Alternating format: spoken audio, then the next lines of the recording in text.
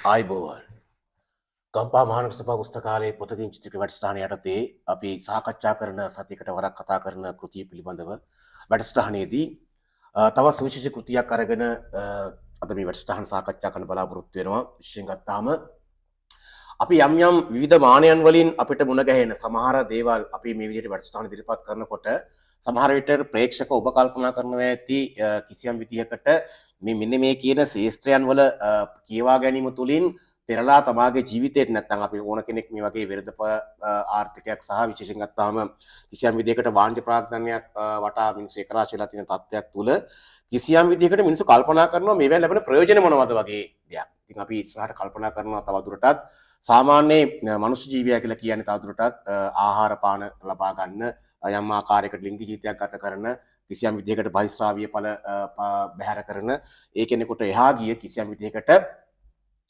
ඊට වඩා වැඩ කොටසක් සමාජය තුල කරන්න සිද්ධ වෙලා තියෙන ජීවියෙක් වන නිසා අපි විශ්වාස කරනවා කිසියම් විදිහකට මෙන්න මේ කියන කෘති පිළිබඳව වන සාකච්ඡාවන් වලදී ඔබ කිසියම් ආකාරයකට මේවෙන් ලැබෙන ප්‍රයෝජනෙ පිළිබඳව වන සාකච්ඡාවක් ඉදිරි වැඩසටහනකට අපි කරන්න බලාපොරොත්තු වෙනවා උපදේශකම් සමාජිකයන් සහභාගී කරගෙන. ඉතින් අද දිනේ අපි සුවිශේෂ කෘතියක් විශේෂයෙන් ගත්තාම පරිවර්තනයක් තමයි අද සාකච්ඡා කරන්න බලාපොරොත්තු වෙන්නේ. විශේෂයෙන් ගත්තාම ප්‍රදීප් කුමාර බාලසූරිය මහත්තයා පරිවර්තනය කරපු රොබර්ට් කියෝසාකි රචනා කරපු ධනවත් පියා සහ දිරිඳු පියා කියන කෘතිය Rich Dad and Poor Dad කියන කෘතිය තමයි දිනේ අපි සාකච්ඡා බවට පත් වෙන්නේ. ඉතින් සාමාන්‍ය ගත්තොත් එම රටවල් 109ක සාමාන්‍ය භාෂා ඉදිරි ගත්තොත් 51කට වගේ පරිවර්තනය වෙච්ච සහ මිලියන 32ක් වගේ ප්‍රමාණයක් පිටපත් අලෙවි වෙච්ච මේ කියන කෘතිය විශේෂයෙන් ගත්තාම විජේසූරියකාන්ත කේන්ද්‍රයක මුල් කරගෙන තමයි මේ කියන කෘතිය මේ විදිහට පාඨකයා අතරට එන්න කටයුතු කරලා තියෙන්නේ. ඉතින් අපි බලමු කිසියම් විදිහකට අද වගේ දවසක මේ වගේ කෘතියක් සාකච්ඡා කරන්න බලාපොරොත්තු වෙන එකකින් සාකච්ඡා කරගෙන බලනකොට යම් කිසි විදිහකට අපි දන්න දෙයක් තමයි කිසියම් විදිහක අපි මෑත කාලීනව මෑත ඉතිහාසයේදී බොහොම ආසන්නතම අපේ සමාජයේ ඇතිවෙච්ච ඛේදවාචකය තමයි කිසියම් විදිහකට යම් කිසියම් අරගලකාරී තත්ත්වයක් තුළින් අපේ රටේ පාලන බලය වෙනස් වුණා කියන කාරණාව. ඉතින් මෙන්න මේ කියන කාරණාවදී බලපාපු කාරණා පිළිබඳ පසුවිපරමක් අපි කරලා බලනකොට සුචිෂි වශයෙන් මට මුණ ගැහිච්ච කාරණයක් තමයි කිසියම් විදියකට පැවතුනා වූ ගෙවුම් ශේෂිකයේ පිළිබඳ වන ප්‍රශ්නය. මේ සම්බන්ධයෙන් මුල් වුණා. එතකොට මේ සම්බන්ධයෙන් වන ඩොලර් ගැටලුවකට අපේ රට ගමන් කළා වගේම ඒක කිසියම් විදියකට පැවති සත්‍යයට යම් ආකාරයකට බලපෑම් කරන්න හේතුවක් වඩපත් වුණා. තවත් විදිහකින් අරගත්තාම ඇතිවෙච්ච ප්‍රශ්නයක් තමයි කිසියම් විදියකට පැවතිච්ච තත්ත්වය තුළ රජයන් ලබාගත් ණය මුදල් හේතු කොටගෙන. ඒ කියන්නේ අපේ රටේ කිසියම් විදිහකට අභ්‍යන්තරික වශයෙන් ඇතිවෙච්ච තත්ත්වයන් සලකාගෙන බලනකොට කිසියම් විදිහට පැවතිච්ච මුදල්මය අවශ්‍යතා මත මුදල් මුද්‍රණය කරන්නට යාමෙන් ඇතිවෙච්ච උද්දමන තත්ත්වය සහ ඒ කියන කාරණා තුළ ඇතිවෙච්ච විරුද්ධ පොළ බලවේගයන් සහ ඒවත් එක්ක කටයුතු කරද්දී ඇතිවෙච්ච ප්‍රශ්නයක් තවත් ආකාරයකට බලපෑවා කිසියම් විදිහකට ඒ පැවති තත්ත්වයට අභියෝග කරන්න. වගේම කිසියම් විදිහට මේ කාරණා මෙතන පවතිද්දී කිසියම් විදිහකට බැංකු පද්ධතිය අපේ රටේ කිසියම් විදිහකට තවත් අර්බුදයකට ගමන් කරන්න කටයුතු කළා මේ විදිහට මේ පැවති තත්ත්වය කිසියම් විදිහකට බලපෑම් සිද්ධ කරනකොට සහ ව්‍යවස්ථාමය කාරණා ඒ කියන්නේ පැවති ආණ්ඩුක්‍රම ව්‍යවස්ථාවේ පවත්න ආණ්ඩුක්‍රම ව්‍යවස්ථාවේ කිසියම් ආකාරයකට පවත්නා වූ තත්ත්වයන්ුත් කිසියම් විදිහකට බලපෑවක් ඒ තත්ත්වය ඇති වෙන්න වගේම කිසියම් විදිහකට මානුෂීයමය පැවැත්මෙන් ඒ කියන්නේ මනුස්සයා තුළ නිසංගේම පවත්නා වූ කිසියම් ගති ලක්ෂණයන් වල ස්වභාවයෙන්ුත් කිසියම් විදිහට බලපෑවක් කියන කාරණාවන් වලදී අවසාන ප්‍රතිඵලයේ බවට පත් වුණේ දකුණු ආසියාවේ කිසියම් විදිහකට ප්‍රජාතාන්ත්‍රීය පාලනය කියන 1948න් පසුව ලංකාවේ නිදහසින් පසුව අරගෙන යන කිසියම් විදිහක මෙන්න මේ කියන යම් ප්‍රජාතන්ත්‍රවාදී තත්ත්වය කිසියම් ආකාරයකට යම් ප්‍රශ්නාර්ථ තත්ත්වයකට පත් වුණා ඒ සිදුවීමෙන් පසුව. කෙසේ නමුත් අපි දකින කාරණයක් මේ වෙලාවේ දකින කාරණයක් තමයි මම කලින් සඳහන් කරපු කිසියම් විදිහකට කියන දේශපාලන වෙනස් වීමට බලපාපු කිසියම් විදිහක හේතු කාරණා වලින් මූලික කාරණා තුනක්ම කිසියම් විදිහකට හේතු කාරණා වුණා කිසියම් විදිහකට මේ මුදල් පරිහරණය සම්බන්ධයෙන් රජයක් විදියට හෝ වේවා කුටුම්බයක් විදියට හෝ වේවා කිසියම් විදිහක මුදල් පරිහරණය සම්බන්ධයෙන් කිසියම් විදිහකට යම් විදිහකට කියන පවත්නා මේ මූල්‍යමය සාක්ෂරතාවය මෙන්න මේ මූල්‍ය සාක්ෂරතාවයේ නොමැතිකම නිසා ඇතිවෙච්ච ගැටලුව පෙරලා සමාජ අර්බුදයක් ආර්ථික අර්බුදයක් සහ විශාල ව්‍යසනකාරී තත්යකට රට ගමන් කරන්න හේතු කාරණා වුණා. ඉතින් මම යෝජනා කල්පනා කළා කිසියම් විදිහකට මෙන්න මේ තත්ත්වයන්ට පිළිතුරු සැපීම වෙනුවෙන් කිසියම් විදිහකට ඒ සම්බන්ධයෙන් යෝග්‍ය වන කෘතියක් හැටියට මෙන්න මේ කියන ධනවත් පියා සහ දිරිඳු පියා කියන කෘතිය විශේෂයෙන් ගත්තාම මේ කෘතිය සම්බන්ධයෙන් වන සාකච්ඡාවේදී අපිට පාසල් පද්ධතියේදීවත් අපේ ජීවත් වන වටපිටාවෙන්වත් හෝ වගේම කිසියම් විදිහකට අපේ පවුල ඇතුළේවත් කිසියම් විදිහකට පුද්ගලයෙකුට ලබාගත නොහැකි දැනුම් පද්ධතියක් වෙත ගමන් කිරීමක් තමයි මෙන්න මේ කියන ධනවත් පියා සහ දිලිඳු පියා කියන කෘතියෙන් යෝජනා කරන්නේ. ඒ කියන්නේ රොබර්ට් කියෝසාකි මෙන්න මේ කියන කෘතිය රචනා කරන ගමන් කියා දෙන දෙයක් තමයි කිසියම් විදිහකට සමාජ පන්තියක් විදිහට යම් ධනයක් අත්කරගත්ත. ඒ කියන්නේ අතිරික්ත වටිනාකමකට හිමිකම් කියන යම් සමාජ පන්තියක් පමණක් ධනවත් වෙලා සහ ඉදකට මධ්‍යම පන්තිය සහ පහළ පන්තිය කියන පන්තියන් වලදී ඒ පන්තියන් වල කිසියම් සමාජ යම් පුද්ගලයන් කටයුතු කළා වුණාට මේයට ධනවත් වෙන්න බැරි ඇයි? ඒ ධනවත් වීම සඳහා වන බාධාවන් මොනවද කියන කාරණාවේදී කිසියම් විදියකට මේ ධනවත් පියා සහ දිලිඳු පියා කියන කෘතිය කිසියම් විදියකට යෝජනාවක් කරනවා යම් කතාවක් මාර්ගයෙන් අපි කොහොමද යම් කිසි විදියකට මේ ධනවත්භාවය ඒ සම්බන්ධයෙන් අපි කටයුතු කරන්න කියන එක. එතකොට තවත් සමාජීය ප්‍රශ්නයක් තියෙනවා අපේ වගේ රටක. අපේ රටේ කිසියම් විදියකට පවත්නා වූ තත්ත්වය පැහැදිලි කරගන්නකොට කිසියම් ඉතිහාසික කියවා ගැනීමක් අරගත්තොත් එහෙම අපි දන්න සාමාන්‍යයෙන් ඒ කියන්නේ 1900 සාමාන්‍ය 17 රුසියන් විප්ලවය වගේ අරගත්තාම ඒ 17 රුසියන් විප්ලවයක් වීමට පෙර ඒ කියන්නේ රුසියන් සමාජයේ පැවතිච්ච කිසියම් ආකාරයකට මේ පසුගාමී ආර්ථිකය යම් ආකාරයකට විප්ලවයකින් පසුව යම් ඉදිරිගාමී තත්වයකට ගෙනියා ගැනීමේ හැකියාවක් ඒ රටට පැවතුණා. අපි දන්නවා මට කලින් සටහන් කරපු සාකච්ඡාවකදී ඒ කියන්නේ ලොවෙහෙල්ලු දසදවස කියන කෘතිය සම්බන්ධ සාකච්ඡාවකද පැහැදිලි කිරීමක් කළා කිසියම් විදිහකට මේ කියන පසුගාමී පැවතිච්ච ආර්ථිකයක් කොහොමද ඉදිරිගාමී කරන්න කටයුතු කළේ කියන කාරණාවදීදී විශේෂයෙන් ගත්තාම දේශපාලනික කාරණාවන් කොහොමද ඒකට හේතු කාරණා වුණේ කියන එක. වගේම අපේ රටේ සාකච්ඡාව අරගෙන බලනකොට අපේ රටේ කිසියම් විදිහකට මේ සම්බන්ධ සාකච්ඡාවේදී අපිට පේන දෙයක් තමයි ඒ කියන්නේ මේ අපේ රටේ 1948න් පසුව තත්ත්වය සාකච්ඡා කරලා බලනකොට අපේ රටේ අධිරාජ්‍යවාදී තත්ත්වයන් යටතේ පැවති අඛණ්ඩ ඉතිහාසයේ අවස්ථා තුනකදී ඛණ්ඩණය වෙනවා. එතකොට 1948න් පසුව පිහිවන අපේ රටේ දේශපාලන ආර්ථික ක්‍රියාවලිය අරගෙන බලනකොට ඒ තත්ත්වයේ තුලදී අපි දකින දෙයක් තමයි කිසියම් විදිහකට අපේ රටේ පවත්නා වූ ආර්ථිකය යම් ඌණ සංවර්ධිත තත්ත්වයකට ගමන් කරනවා කියන කාරණා. එතකොට යම් මේ සම්බන්ධ දේශපාලන සාකච්ඡාවන් කරන අයගේ යම් අදහස් බාටපත් වුණේ 1970ට පෙර පැවතිච්ච රජයන් වලදී ගත ක්‍රියාමාර්ගයන් කිසියම් විදිහකට අපේ රටේ ආර්ථිකය යම් ඉදිරිගාමී ගමනක් ගියා කියන කාරණාව. නමුත් යම් කරුණු විග්‍රහයන් කරලා බලනකොට පැහැදිලි කාරණයක් තමයි ඒ කියන තත්වයට වඩා කිසියම් විදිහක ඌණ සංවර්ධිත තත්ත්වයේ වගේම එකතැන පල්වීමේ ක්‍රියාවලියක රට ගමන් කළා කියන එක කිසියම් විදිහකට යම් ගැඹුරු අධ්‍යයනයකට ආර්ථික පිළිබඳ වෙන කෙනෙකුට වටහා ගන්න පුළුවන් කාරණයක්. ඉතින් මේ ඌණ සංවර්ධිතභාවය කියන වචනය අපි හැමෝම කතා බහ කළාට දැන් මේක තේරුම් හොයන්න නැත කවුරුත්. ඒ කියන්නේ ඌණ සංවර්ධිතභාවයට රටපත් උනේයි කියන එක සහ ඒකින පත්විච්ච සමාජයේ ගති ලක්ෂණ මොන වගේද? කිසියම් විදිහකට අපි දන්නවා අපි යම් ඌණ සංවර්ධිතභාවයකට මුහුණ දුන්නාම සිදුවන දෙයක් තමයි යම් පසුගාමීත්වය ඒ සමාජය තුල තියෙනවා.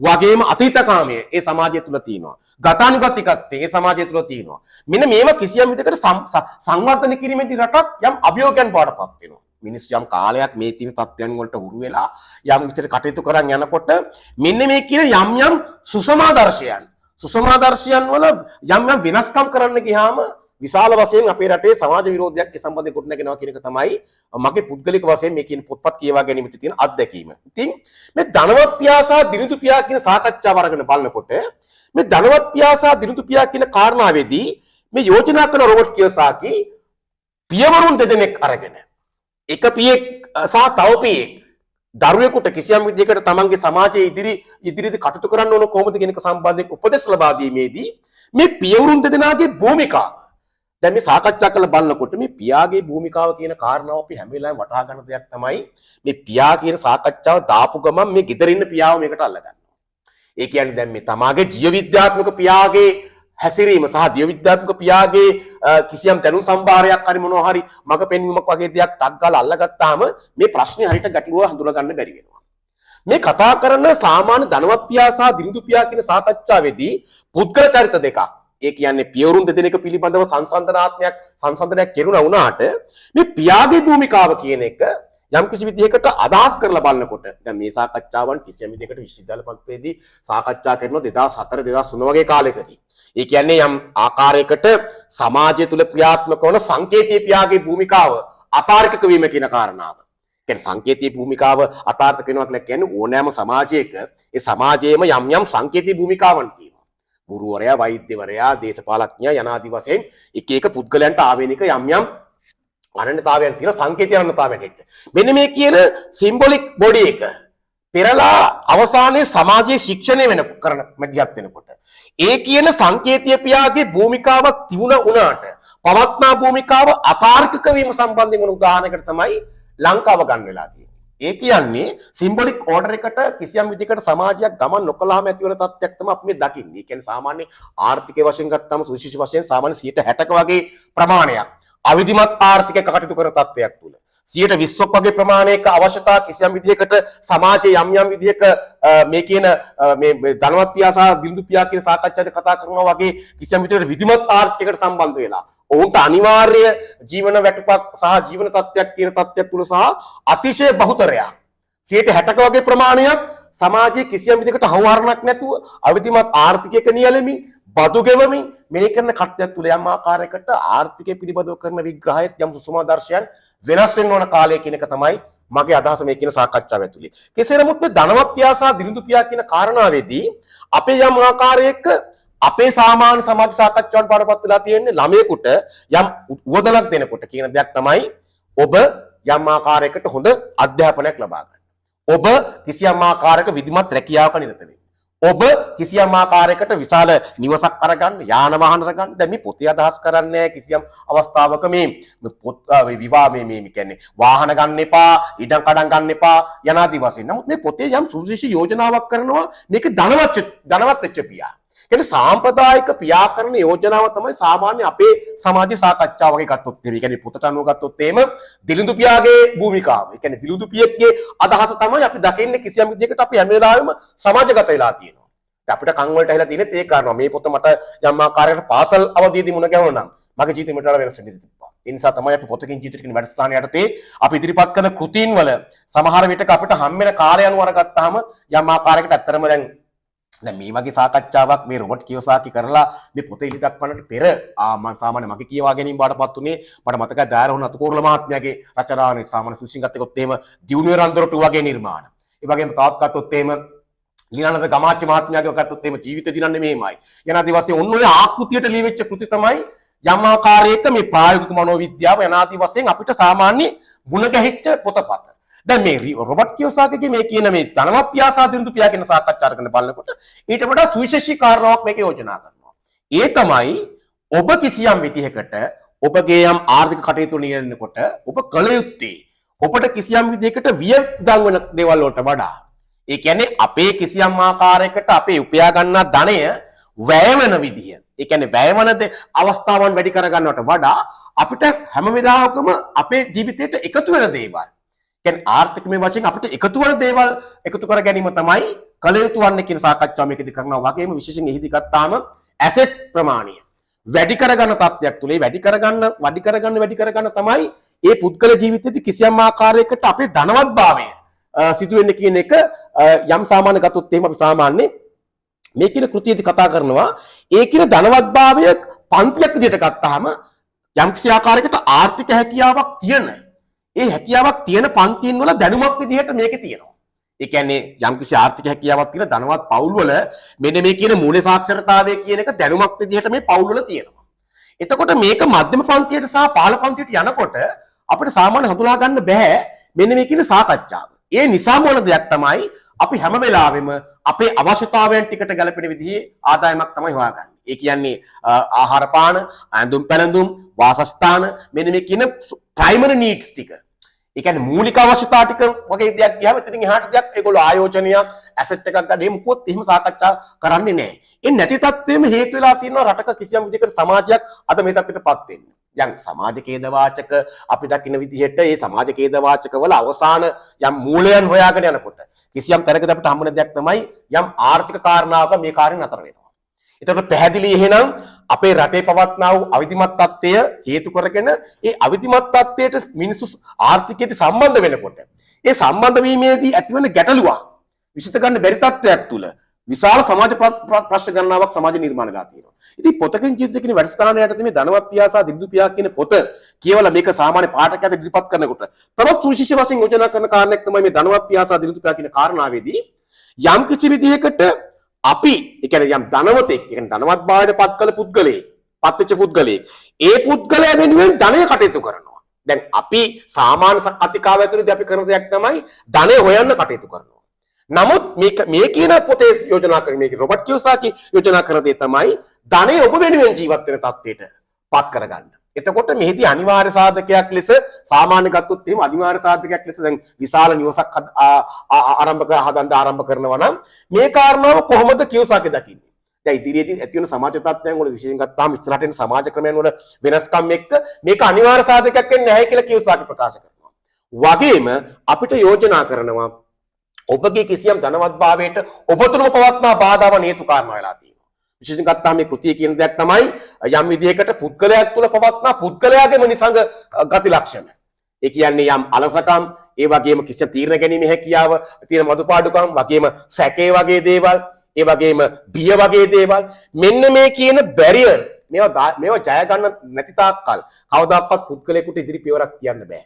ඒ කියන්නේ යම් සමාජයක් තුළ ඒකාකාරීවම ජීවත් වෙන්න මිනිස්සු කල්පනා කරන තත්ත්වයක් තුළ සමාජයේ පැවැත්මක් නැහැ.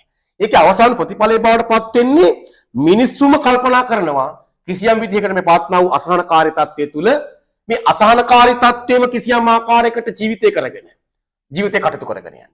ඉතින් මේ தත්ත්වය අපි හැමදාම සාකච්ඡාවක් විදිහට කරනකොට සාකච්ඡාවේදී අපිට මුහුණ පාන වෙලා තියෙන ඒ කියන්නේ අපේ සාමාන්‍ය නාභිගත විය යුතු මාතෘකාවන් යම් සාකච්ඡා කරන්නේ නැතුව වෙන වපසරියන් වල මේ සාකච්ඡා කරන්නට යෑමෙන් தත්ත්වය තවත් උග්‍ර වෙලා තියෙනවා. ඉතින් මම යෝජනා කරන කාරණාව තමයි ධනවත් පියා සහ දිලිඳු පියා කියන සාකච්ඡාවේදී අපිට කිසියම් ආකාරයකට කතාවක මාර්ගයෙන් පියවරු දෙදෙනෙක් අරගෙන ඒ පියවරු දෙදෙනාගේ සාකච්ඡාවන් එක් පියෙක් කටයුතු කරන විදිහේදී ඔව් යම් ආකාරයකට අධ්‍යාපනයේ ඒ සම්බන්ධ විශේෂ විශ්වාසයක් තබාගෙන කටයුතු කරන තත්ත්වයක් තුළ සහ තවත් පියෙක් අධ්‍යාපන තත්ත්වයට වඩා කිසියම් විදිහකට මුදල් හෙවීම සම්බන්ධයෙන් වන දැනුමකට යෑම කියන කාරණාව. මෙන්න මේ කියන කාරණාවේදී අවසාන වශයෙන් දෙදෙනාගේ ජීවිතයන් වලදී තමන්ගේ අදාළ තමන්ගේ අරමුණු වලට යනකොට පැහැදිලි වෙන කාරණයක් තමයි අර ධනවත් පියා විශාල වශයෙන් ධනයකුත් ඉතිරි කරගෙන ජීවිත සතුටින් ගත කරලා වගේම පෙරලා පුණ්‍ය කටයුතු වලටත් යම් තමන්ගේ දායකත්වය දෙන අතරතුරේ අර කිසියම් ආකාරයකට දිලිඳුභාවයෙන්ම කටයුතු කරපු අධ්‍යාපනයෙන් ඉහළම මම පෙතට ගියා වුණත් ව්‍යවසායකෙක් වීමට අසමත් වෙච්ච කිසියම් විදිහකට ඒ සම්බන්ධයෙන් තමාගේ ඉතුරුවක් කරගන්න බැරුව පිල්පත් ප්‍රමාණයෙන් පමණක් ඉතුරු කරගෙන සමාජානයේ සමාජ ජීවිතෙත් තමගේ ජීවිතෙත් පරාජයටපත් වෙමින් කිසියම් විදිහකට ජීවිතේ යම් අනර්ථයක් කළා ගත කරන කාරණා දෙකේදී අපිට යෝජනා කරන දේ තමයි ධනවත් පියා හැම විටම කිසියම් ආකාරයකට ධනාත්මකව හිතනකොට මේ ධනාත්මක භාවය සමාජගත විය යුතුයි. මේක කිසියම් විදිහකට කලින් සඳහන් කළපු ආකාරයට පවුල තුලින්වත් පාසලෙන්වත් අප ජීවත් වෙන සමාජ වටපිටාව තුලින්වත් පොඩ්ඩකින් දැනුමක් නෙමෙයි. ඒ නිසා මේ කියන මූල සාක්ෂරතාවය කියන කාරණාව මේ සම්බන්ධයෙන් වන දැනුමකට වහවහ අපේ සමාජයේ පෞල් ගමන් කළ යුතුයි. ඒ ගමන් නොකරන තත්ත්වයක් තුළ තවදුරටත් සහනාදාර තත්ත්වයන් තුළ සමාජයේ කටයුතු කරන්න මම හිතන්නේ දුප්පතුන්ගේ ලෝකයේ කියන ජීවි සරණායක මහත්මයාගේ කෘති සචනා සාකච්ඡාවලින් සාමාන්‍ය කියවා ගැනීම කෘති කරනකොට තේරිච්ච දෙයක් තමයි මිනිස්සුන්ට දේවල් දීම තුලින් දුප්පතුන්ට ලෝකයක් හදන්න බෑ. එහෙනම් අපිට පැහැදිලි නිකන් සාහිත්‍ය කියවා ගැනීමකදී එහෙම කියනවා නම් අපිට තවත් කියන කාරණයක් තමයි නිදහසෙන් පසුව විවිධ සුබ සාධන වැඩසටහන යටතේ මේ රට පාලනය කරන්න කටයුතු කළා වුණාට ඉදිරියේදී එන අභියෝගයන් වලදී මම හිතනවා තවදුරටත් ඒ කියන සාකච්ඡාව ප්‍රමාණවත් වෙන්නේ නැහැ.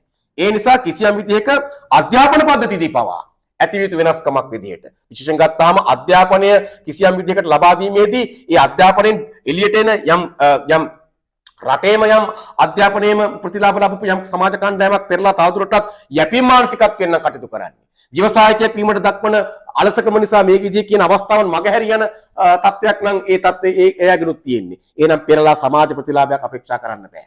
ඒ නිසා අර මම මුලින් සදා කළපු ආකාරයට කිසියම් විදිහකට අපේ සමාජයේ නොවුණු සමාජාර කියන්නේ මෙතෙක් කල නොවුණු සමාජාරගලයන් සිදු වෙනකොට ඒ සාකච්ඡාවේදී කිසියම් ආකාරයකට බලපාපු සාධක වලින් ප්‍රධාන සාධක තුනක්ම ආර්ථික කාරණාවන් බාටපත් වෙනකොට එහෙනම් පැහැදිලි මේ සම්බන්ධයෙන් වන ඉදිරි සාකච්ඡාවකදී කිසියම් විදිහකට මේ කියන සාකච්ඡාවේ ආරම්භය යම් ආකාරයකට ඔබට කිසියම් අවස්ථාවක් කරගන්න පුළුවන් මේ රිචාඩ් පෝඩැට් කියන පොතේ රචන මේක කියවා ගැනීම තුලින් ඔබට යම් සමාජ සාකච්ඡාවක යථා සිල්පත් කරනකොට කියන්න පුළුවන් කිසියම් විදිහකට ධනාත්මකව ඒ කියන්නේ මෙන්න මේ කියන මූල්‍ය සාක්ෂරතාවයක් දැනුමක් සමගම කිසියම් ධනාත්මකව හිතන යම් සමාජ කණ්ඩායමක් සමාජ තුල නිර්මාණය වීමෙන් තමයි මේ කියන කතාව මේ කියන සාකච්ඡාව යම් ආකාරයකට යම් තුලණයකට ගේන්න පුළුවන් කියන කියන යෝජනාව සිදු කරමින්